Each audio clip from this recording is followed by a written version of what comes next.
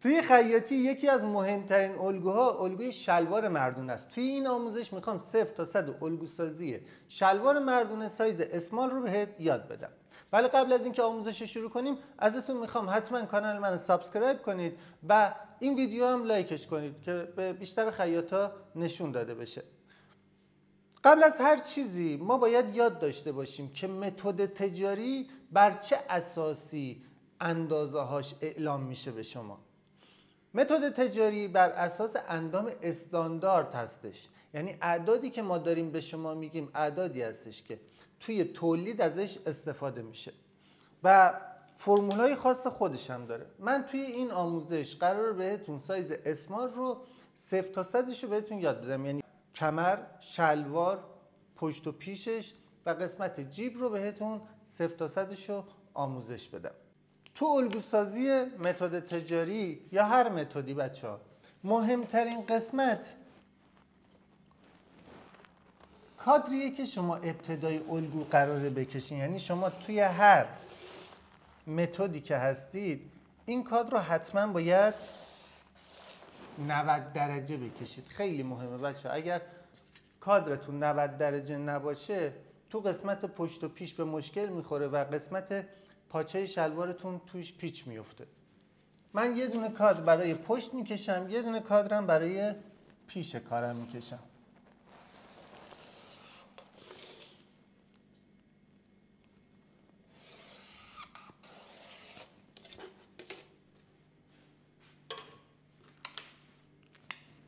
برای قسمت پیش کار از ابتدای کادر بچه‌ها ما 1 سانتی متر میایم پایین و خط کمر رو رسم میکنیم. از خط کمر به سمت پایین 20 سانتی متر بچه‌ها.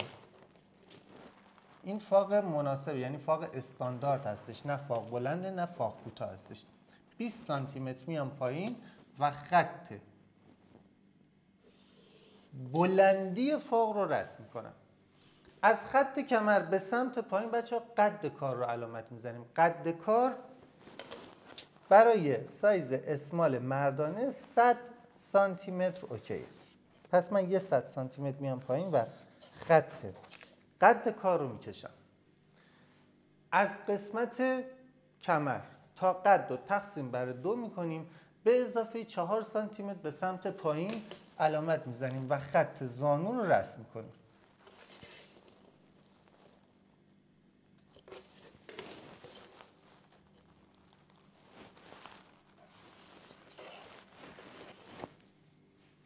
تو قسمت خط کمر و بلندی فاق از خط ابتدای کادرم به سمت داخل 24.5 علامت میزنم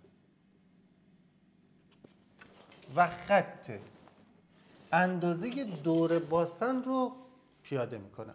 روی خط اندازه دور باسن از خط کمر به سمت پایین 1 سانتی متر علامت میزنم.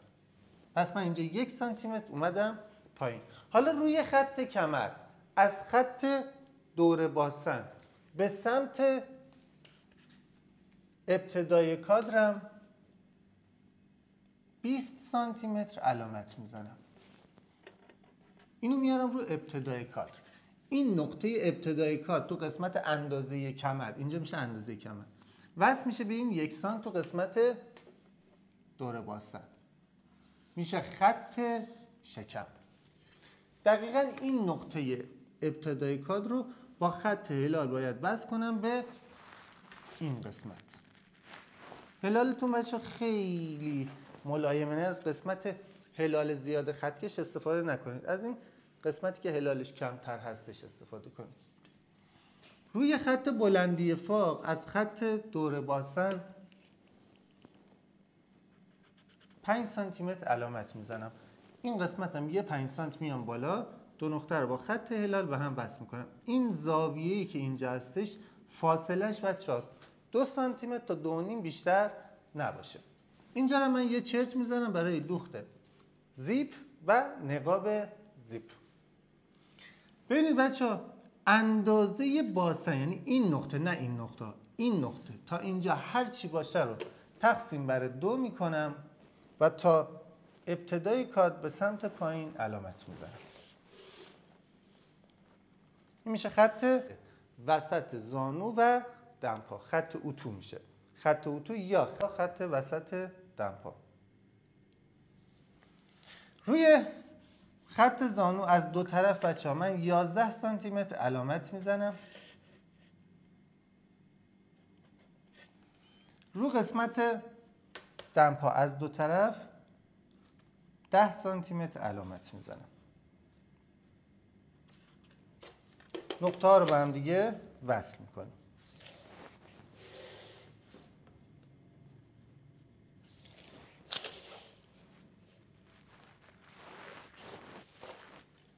نقطه زانو به نقطه قسمت فاق کوچک با خط هلال وصل میشه. پیش کار ما به دست اومد. من دور تا دور قسمتی که باید برش بخوره رو براتون با خط مشکی علامت میزنم.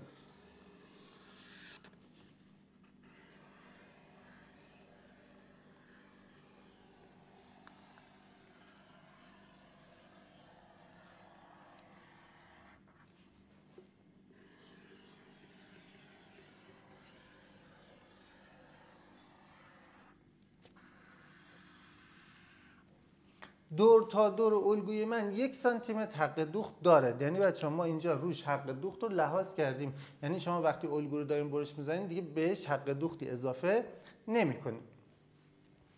میریم سراغ پشت کار. برای کشیدن پشت کار ما دقیقاً همون کاد رو نیاز داریم. اینجا بچه‌ها از ابتدای کاد به سمت بالا من اینجا 1 سانتی متر هم میرم و یک خط میکشم. از خط به دست اومده به سمت پایین بچه‌ها از اینجا 22 نیم میام پایین.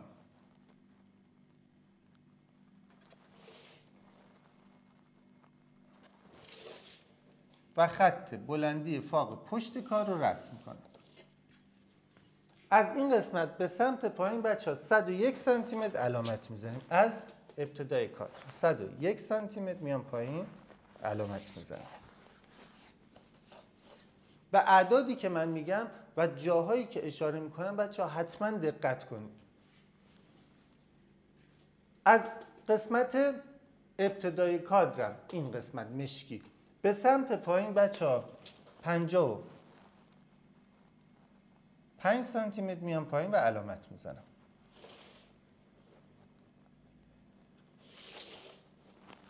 و خط زانو رو به دست میارم.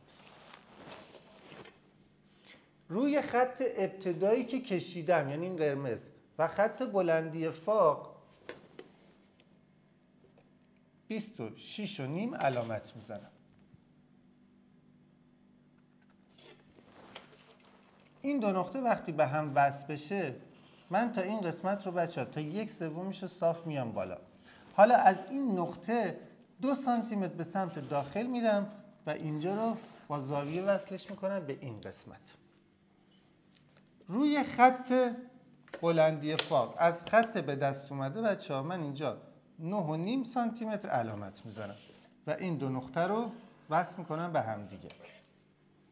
حالا اندازه از خط دور باسن تا ابتدای کات هرچی از تقسیم بر 2 میشه و خط اتو رو به دست میارم. خط اتو یا خط زانو و دمپا، وسط زانو و دمپا. از هر طرف 13 سانتی متر برای زانو، از هر طرف 12 سانتی متر برای دمپا علامت میزنم. نقطه ها رو به هم وصل میکنم.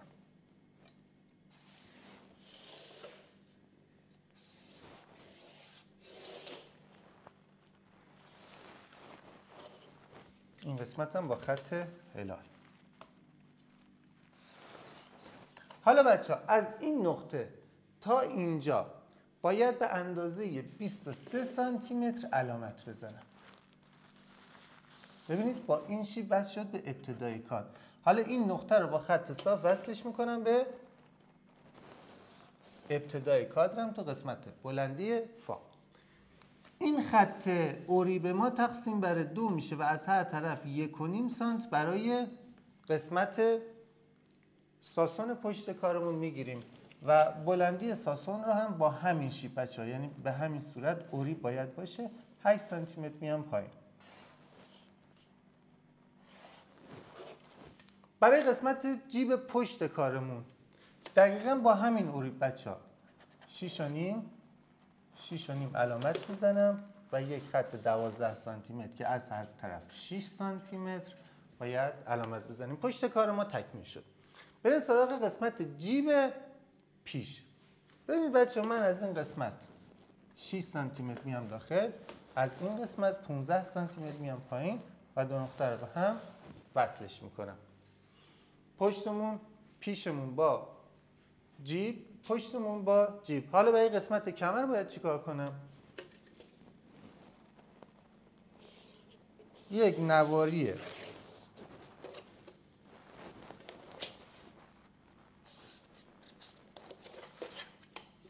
10 سانتی متری، یعنی اینجا باید بشه 10 سانتی متر و اینجا باید بشه 45 سانتی متر.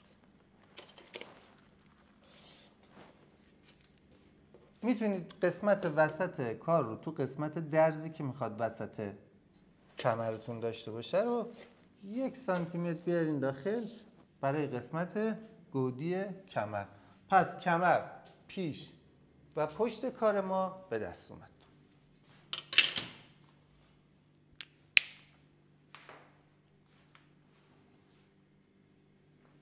من دور تا دور قسمتی که برای پشت کارتون هم هستش باید برش بزنید رو مشکی میکنم.